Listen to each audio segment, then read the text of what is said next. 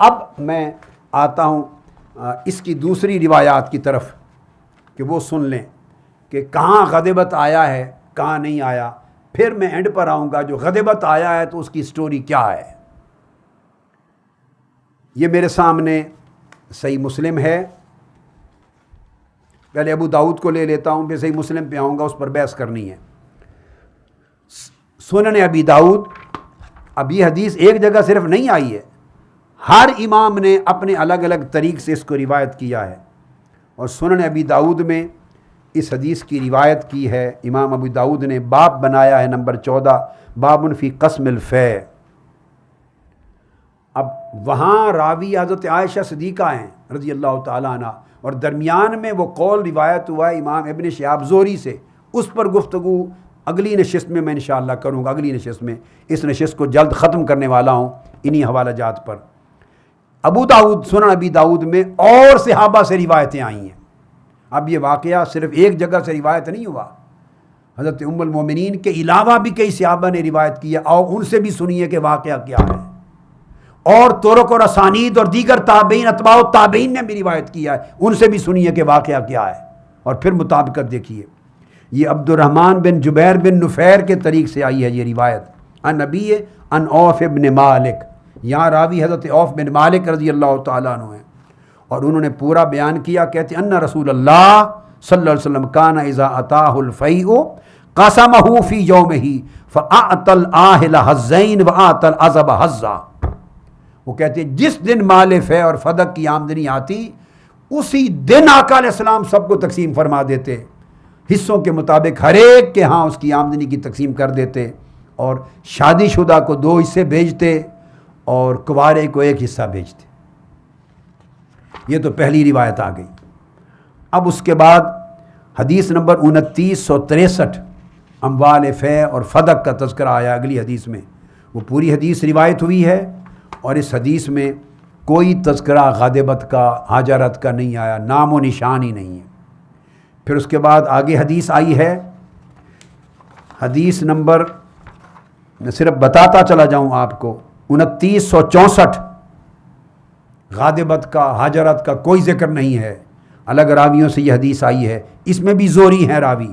پھر حدیث نمبر 2965 آیا ہے، حضرت عمر فاروق روایت کرتے ہیں. یہ سارا اموال فدق اور اموال فے اور فدق کی بات ہو رہی ہے، اور وہ کہتے ہیں کہ یہ سارے آقا علیہ الصلوۃ والسلام کا طریق تھا کہ وہ اہل بیت پر بھی خرچ کرتے، گھوڑوں پر بھی، رکاب پر بھی، فوجوں پر بھی، اور امت مسلمہ کی اجتماعی ضروریات پر بھی وہ سارا بیان کرتے. اور سال کا غلہ ضروریات اہل بیت کی نکال کے الگ رکھ لیتے، باقی پھر فی سبیل اللہ دیگر ضروریات پہ خرچ کرتے. اس کی تائید و تصدیق کرتے ہیں. پھر اگلی روایت آئی ہے اسی میں سنن ابی داؤد میں، اسی واقعہ کو بیان کرنے والی، اسی واقعہ کو بیان کرتے ہوئے وہ روایت آئی ہے. اور اس 2968 اور اس میں میراث طلب کرنا اور یہ پورا واقعہ بیان آیا ہے. اور ناراض ہونا، غاضبت، حاجرت کا نام و نشان نہیں ہے اس روایت میں. یہ سب الگ الگ طرق سے ائمہ حدیث اپنی روایت لا رہے ہیں. اس کے بعد آگے اور روایت آئی ہے 2969 میں پھر یہی واقعہ بیان کیا ہے. ام المؤمنین عائشہ صدیقہ رضی اللہ تعالیٰ عنہ راوی ہیں. الفاظ میں نہیں دہرا رہا، وہی الفاظ ہیں، مگر حاجرت اور غاضبت کا کوئی نام و نشان نہیں ہے پوری حدیث کے بیان کے بعد. اس کے بعد حدیث نمبر 2970 آیا ہے. اس کو میں تھوڑا آگے رکھتا ہوں، اگلی نشست میں لوں گا. یہاں اس سوال کا جواب ہے کہ جن روایتوں میں غاضبت کا آیا ہے وہ کیوں آیا. یہ حدیث نمبر 2970 ابو داؤد کی، اس نے اس سوال کا جواب دیا ہے. اس کو میں اگلی نشست میں بیان کرتا ہوں. پھر جامع ترمذی کو لے لیں. جامع ترمذی میں حدیث نمبر 1608 ابو ہریرہ رضی اللہ تعالیٰ عنہ راوی ہیں. پورا واقعہ وہی ہے. جات فاطمۃ الی ابی بکر، ان کے پاس آئیں اور وراثت کا جو ہے مال اس کے لیے طلب کیا. وہ پورا واقعہ اور سارا واقعہ بیان کر دیا. غاضبت، حاجرت کا نام و نشان نہیں ہے، کوئی ناراضگی کا بیان نہیں. اور فرماتے امام ترمذی یہی حدیث بغیر ناراضگی کے، اس کو حضرت عمر سے بھی روایت ہے، طلحہ نے بھی روایت کیا، حضرت زبیر نے بھی روایت کیا، عبد الرحمن بن عوف نے بھی کیا، حضرت سعد نے بھی کیا، حضرت عائشہ نے بھی کیا. ان باقی تمام صحابہ کی مرویات میں ناراضگی کا کہیں ذکر نہیں ہے. یہ آپ دیکھیے. اب سوال پیدا ہوتا ہے وہ جس کا میں نے ذکر کیا کہ اگر ان تمام روایات میں ناراضگی کا ذکر نہیں، جو خلاصتاً میں نے عرض کر دیا کہ 20 روایتیں ہیں، اور یاد رکھ لیں ناراضگی کا ذکر صرف جن روایتوں میں آیا ہے ہر روایت کی سند میں زہری راوی ہیں. یہ نقطہ سمجھا کے میں ختم کر رہا ہوں، اگلی نشست میں انشاءاللہ بات کو میں آگے شروع کروں گا. ایک پوائنٹ ذہن میں رہے، جن روایتوں میں متن میں غاضبت ناراضگی کا لفظ آیا ہے، پہلے تو میں اب اس لیے اس کو ٹچ کروں گا کہ ناراضگی اگر ہوئی تو ختم ہو گئی، یہ بات ثابت ہو چکی. اب ناراضگی زیر بحث نہیں رہی.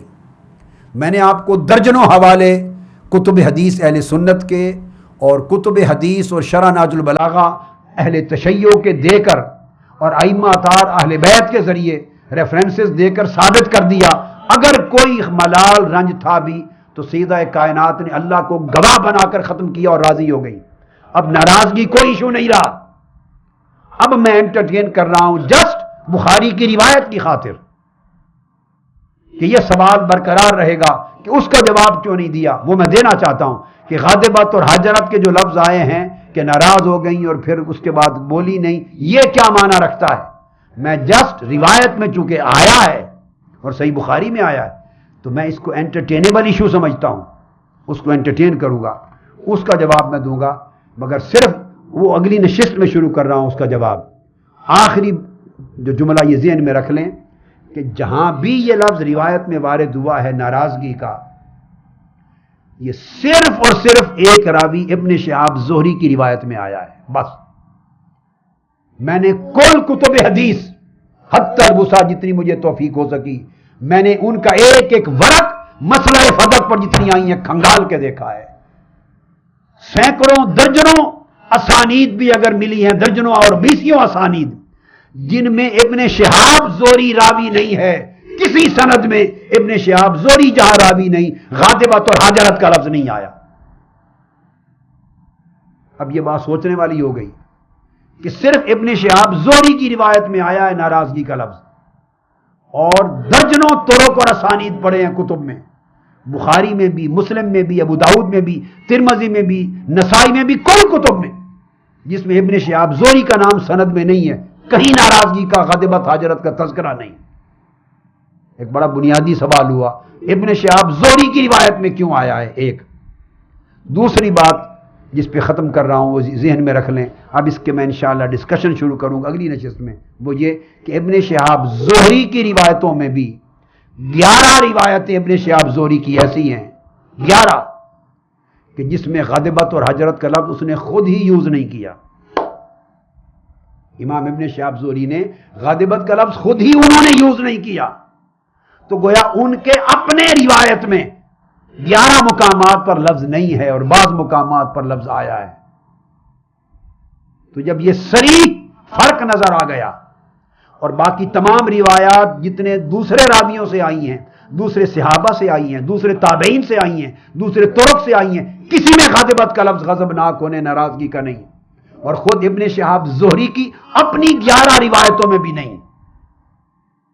تو گویا 2/3 میجورٹی ہر طرف کی روایات کی ناراضگی کو رد کرتی ہیں، ناراضگی کا بیان ہی نہیں کرتی.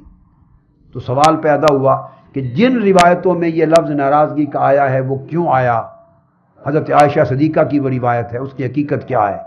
اس کو توجہ سے سنیں، اگلی نشست میں اس کے جواب کے لیے، مدلل جواب کے لیے یہاں سے شروع کر رہا ہوں. وما علینا الا البلاغ.